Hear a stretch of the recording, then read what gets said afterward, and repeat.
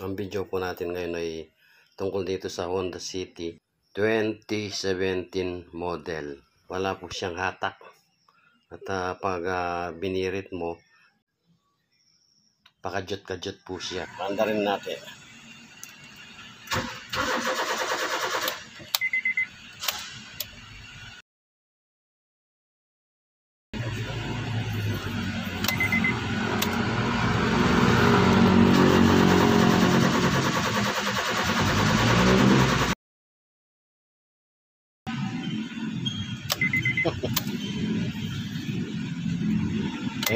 yung kaya ko kanina puti, gagana yung fuel pump mo.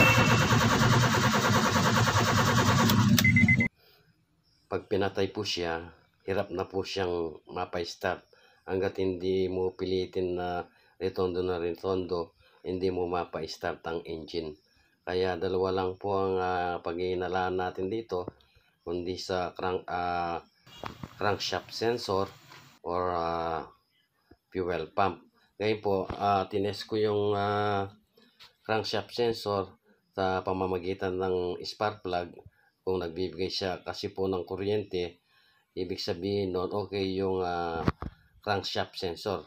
Kaya ang inano ko rito, yung binuksan ko yung main fuel papunta po sa engine, yung main supply.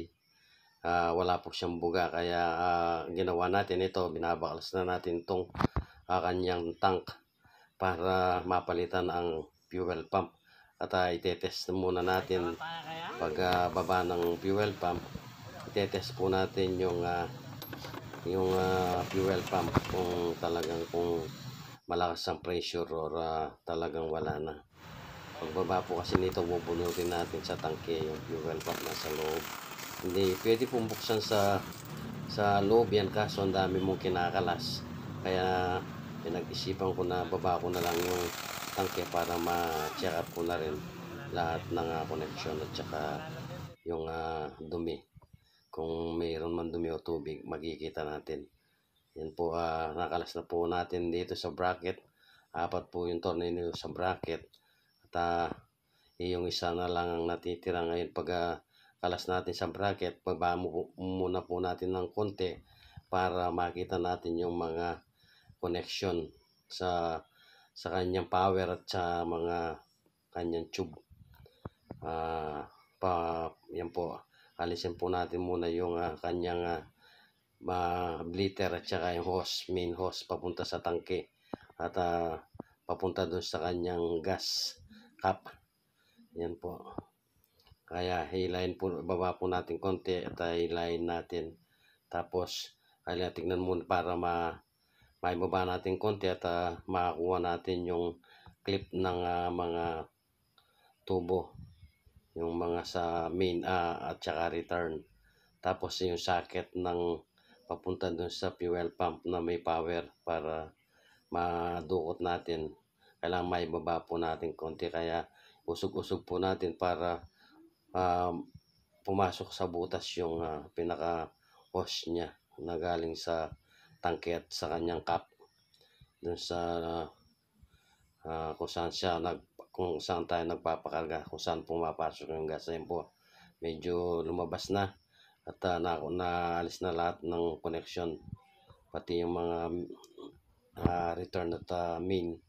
Yan po, naibaba na natin at pipihitin natin yung yung wala po tayong pangkalas. Kaya ang ginawa natin,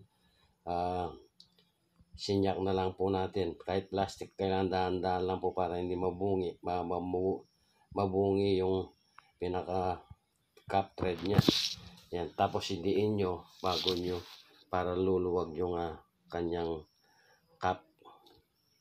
Yan po, lumuwag na at inalis na po natin. Tapos bubunutin natin yung kanyang fuel pump na assembly. Fuel pump po yan, yan po, assembly po yan. May spring, may guide, may power, may kuryente, tapos may float, kasama-sama po dyan sa housing nya. Ayan po, sinyak natin dalaman buya ka yan. Ayan yung sample. Kaya kakalasin natin sa housing yung pump.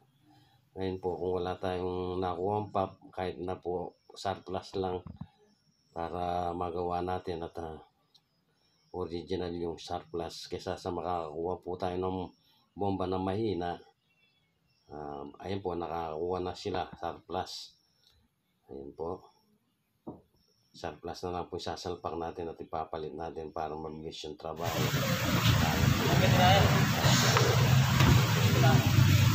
Pinipisto natin yung surplus na assembly, tapos ilalak na natin. Tingnan muna po natin yung seal niya na goma para bago natin ikabit yung lock thread niya. Plastic yan po, mahigpit na po, pero kailangan po siya uli para lalong umigpit, para walang singaw, walang tatagas na gas. Bago natin kailangan sure ball po yung pagkakabit natin, at itetest muna po bago natin i-fix dito sa taas. Yan, natest na po yan, kaso umandar naman, kaya ipapasok na po natin dito sa kanyang kung saan siya nakalagay.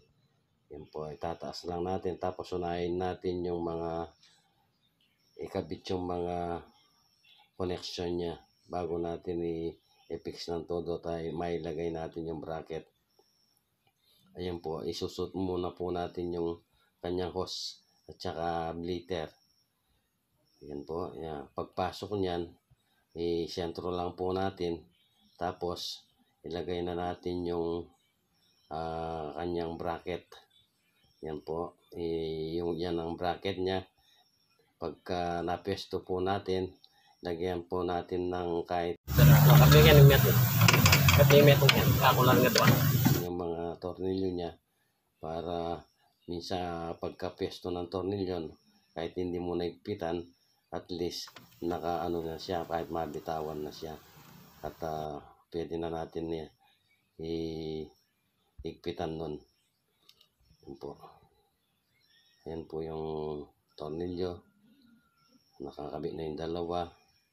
Tapos igpitan natin ng konti para ma-impact natin, para sentro siya. Alam natin sentro po, kasi pag in-impact mo po hindi sentro yan, mahihirapan tayo maipasok ng maganda yung tornilyo. Kaya dapat po kailangan mo nang igpitan sa kamay, at konting igpit sa kanyang sa liabi, at ilagay natin, suot natin yung hose at saka yung bleeder. Tapos ilock na rin po natin para bawat iwanan natin kailangan nakakabit na, para wala tayong makakaligtaan. Yan po, ginamitan ko po ng long nose. Yan po, kailangan nilock po natin para walang tagas at hindi mahugot yung mga hose. Tapos yung mga tornilyo niya, impact na natin para didikit na ng todo.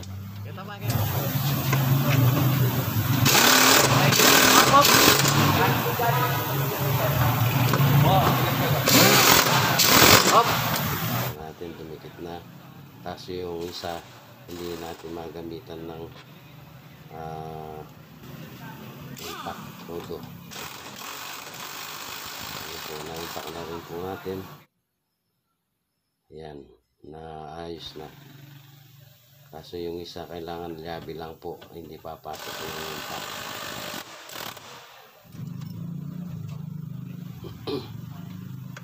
Po, ikpitan natin ng liabi yung isa, kasi hindi natin maisuot yung side. Dalang harap ng kainan. Yan, harap na rin.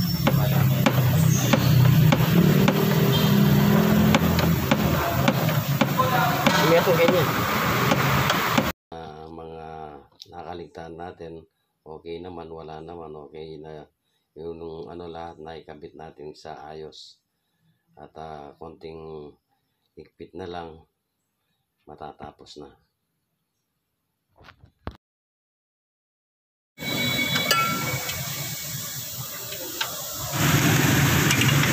Tinawin mo yung back.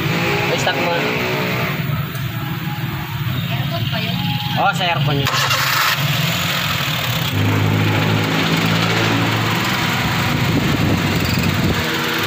Tapos kahapon, isang oras pa lang siguro yun.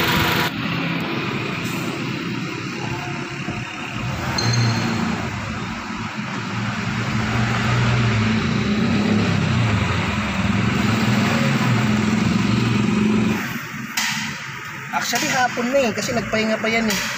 Pag sundo ka ulit sa kanya, doon sa may MacArthur, meron na. Tingnan natin.